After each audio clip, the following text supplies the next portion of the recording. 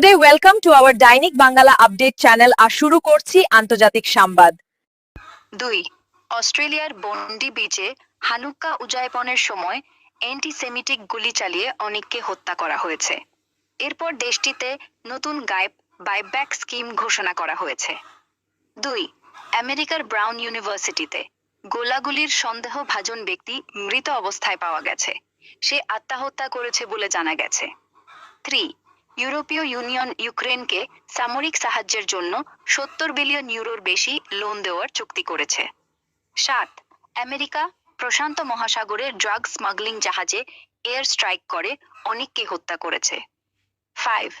বাংলাদেশে বিক্ষোভের মধ্যে ডেইলি স্টার পত্রিকার অফিসে আগুন লাগানো হয়েছে, পরিস্থিতি উত্তপ্ত। 7.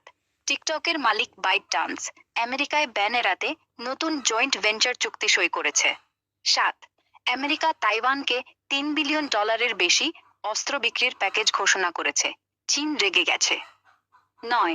ইন্দোনেশিয়ায় বন্যা ও ভূমিধসে শত শত মানুষ নিহত ও নিখোঁজ। 9.